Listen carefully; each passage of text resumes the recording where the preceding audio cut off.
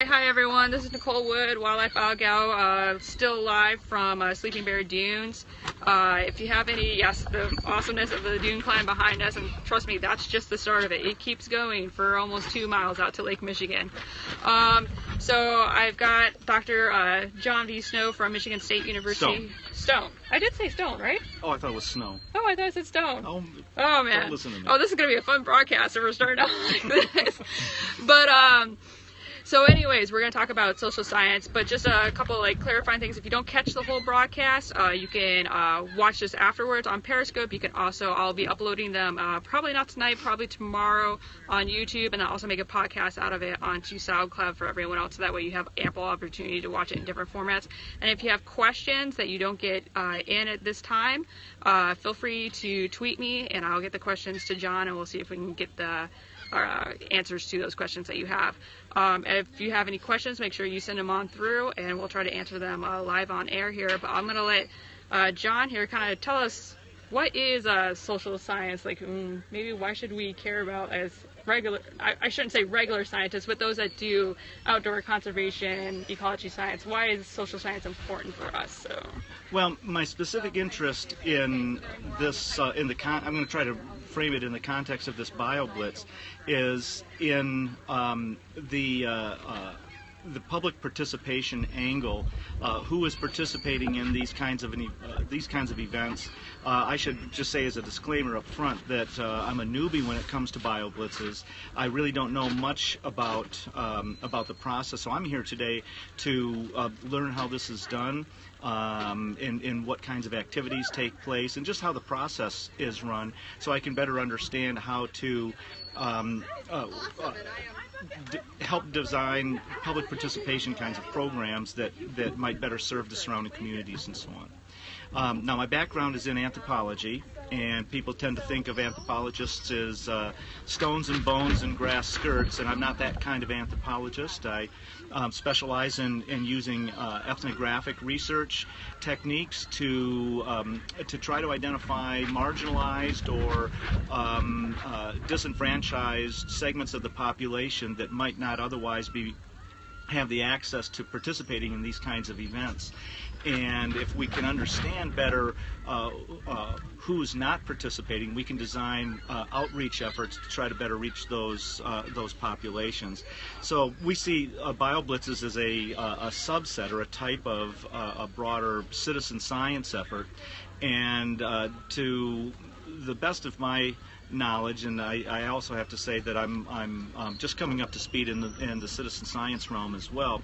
I don't think well, let me say that I think there's a disproportionate amount of emphasis that's placed on the science side and bringing citizens to science.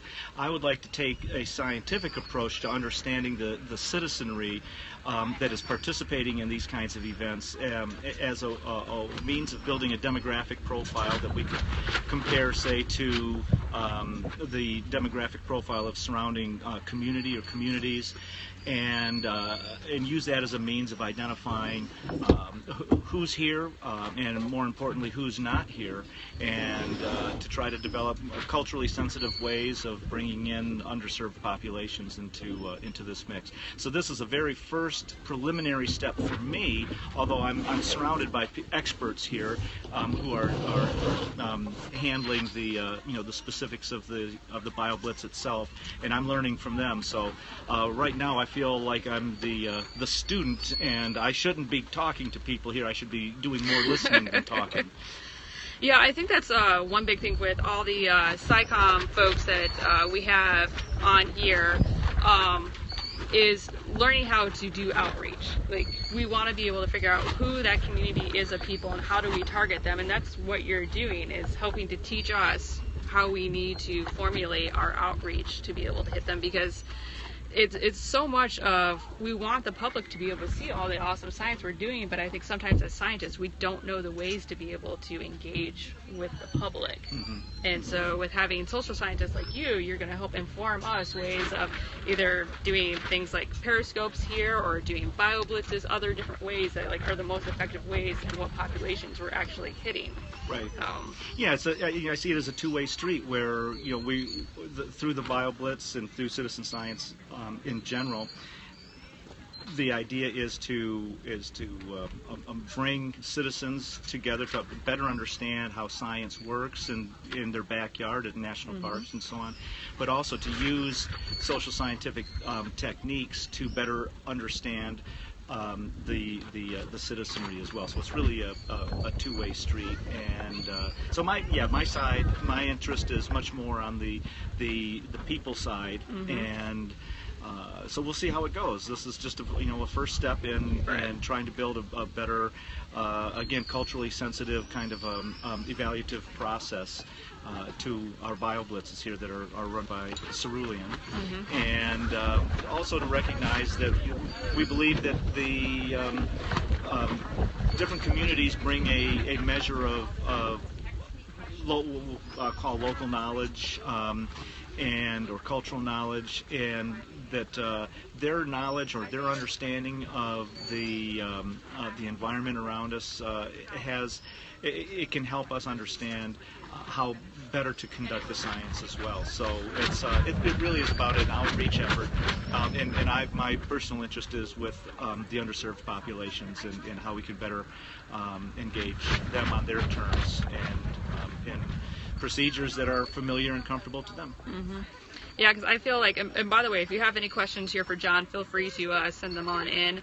I know with my outreach that I do through science communication, or SciComm as we like to call it, I feel a lot of it's just very haphazard, where I'm just going and experimenting with different things and kind of seeing how it works. Like, I've kind of latched onto the whole periscope and live broadcasting thing, and I find that works really well. And Twitter has been really great for me as an addition, as a way to reach out. But I feel kind of like sometimes I'm doing more in-reach, where I'm talking to just other scientists and I'm not necessarily doing public outreach to people. And I think, it's great to be able to talk to other scientists about what it is you're working on, but sometimes you kind of get into that echo chamber. And so to be able to find ways to be able to branch out, is, doing this periscope, is that effective? But maybe I'm missing a population that I didn't even think of, and like, how do I reach them with, what I think is the awesome research I'm doing? Because, we want to be able to share that, because it's exciting stuff, but finding ways to make it exciting for that public so they'll engage with it and thus be more likely